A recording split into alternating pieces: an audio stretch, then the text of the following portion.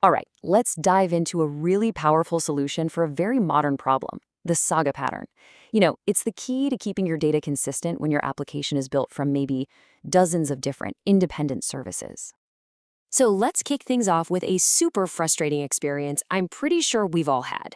You click buy, you see the charge pop up on your card, but then, boom, the order gets canceled. So what just happened? Where's your money? What's the deal with your order? Well, this kind of mess is a direct result of how pretty much all modern apps are built today. Instead of one big single program, there are a collection of tiny independent services all talking to each other. And getting all of them to agree on one single transaction, where everything either succeeds or fails together, is a massive challenge. I mean, in a perfect world, right? A simple order just flows. It's a nice, clean chain of events. The order service creates the order, inventory reserves it, payment goes through, and shipping schedules it. Everything just works. But what happens when one link in that chain snaps? Your payment is taken, the item is pulled from the shelf, but whoops, the shipping service fails. How in the world does a system clean up this mess without leaving your data all jumbled up and inconsistent? For a long time, the go-to solution for this was a protocol called two-phase commit, or 2PC for short. It's all about strict, all-or-nothing consistency. But let's take a look at why it's really not a great fit for today's fast-moving microservice world. You can think of 2PC as a kind of global vote in two stages. First, a central coordinator asks every single service, hey, can you promise you're ready to do this? If they all say yes, they get locked in. Then, the coordinator sends out the final command. Okay, everyone, go. Commit now. But if even one service had said no, the whole thing would have been canceled. So you can probably see the problem here, right? This approach is incredibly slow and super fragile. Yeah, it guarantees perfect consistency, but it does it by locking up all your resources, which is just a disaster for performance. And even worse, that coordinator, it's a single point of failure. If it goes down, the entire system can just grind to a halt. Okay, so that old way just isn't going to cut it for most modern systems. We need something way more flexible, way more resilient, and that is exactly where the Saga pattern comes in. So what a Saga does is pretty genius, actually. Instead of one giant, risky, all-or-nothing transaction, it breaks the whole process down. It becomes a series of small, independent local transactions. Each service does its little part and then just passes the baton to the next one. And this analogy about planning a trip, it is absolutely perfect. If your car rental fails, you don't just stop and leave things hanging. You have to actively go back and cancel the hotel, and then cancel the flight.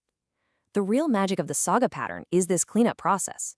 For every step you take forward, you have a plan, a compensating transaction, to take a step back. So here's that forward pass in our e-commerce example. The order is created, no problem. The inventory gets reserved, success, and the payment is processed. Each one is its own successful, self-contained transaction. But if a step fails, let's say that payment processing fails, this is where the Saga really shines. It slams on the brakes and kicks everything into reverse. It triggers those compensating actions, one by one. The payment gets refunded, the inventory is put back, and the order is canceled.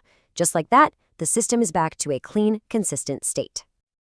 Okay, so how does this whole sequence of actions actually get managed? Well, sagas are usually implemented in two main styles. And you can think of it like the difference between a conductor leading a symphony orchestra and a bunch of dancers pulling off a perfectly coordinated routine with no single leader. First up is orchestration. And here, you should literally picture a conductor. There is a central service, an orchestrator, that explicitly tells each service what to do. Order service, you're up. Create the order. Okay, inventory service, now you reserve the item. It knows the whole plan and is responsible for triggering the cleanup if something goes wrong.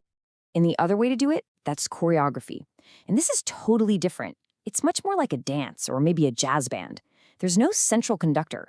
Instead, each service just announces what it's done. It publishes an event. Other services are listening for those events and just know when it's their turn to jump in. It's a completely decentralized, event-driven flow. Now, this all sounds pretty amazing, right? A perfect solution. But, and there's always a but, actually implementing sagas in the real world, well, it comes with its own set of serious challenges. It is definitely not a magic bullet. And don't just take my word for it. As one developer put it so perfectly, Those simple, clean examples you see in tutorials, they just don't capture the messy reality of a real production system, where networks fail and messages show up out of order. And that complexity creates some really big hurdles. Debugging can become a nightmare, trying to trace one request across a dozen different services. Writing that undo logic for every single step is hard, and that logic can fail too. And most importantly, your services have to be idempotent, which is a fancy way of saying if they get the same message twice, they don't accidentally do the same thing twice. Like, charge a customer a second time. So this all brings us to the big decision. Choosing between the Saga pattern and that older two-phase commit, it really comes down to understanding a core set of trade-offs. And it really boils down to this table right here. Sagas give you incredible scalability and resilience. They can handle failures gracefully, but the big trade-off is something called eventual consistency, meaning the system takes a brief moment to get everything back in sync. Two-phase commit, on the other hand, gives you that strict, instant consistency, but it comes at a huge price in performance, scalability, and frankly, reliability. So, at the end of the day, the choice really just depends on what your system needs. Are you building something that requires the tight, centralized control of an orchestra's conductor, or does your system need to thrive on the flexible, resilient flow of a decentralized dance? The answer to that question is going to guide your entire architecture.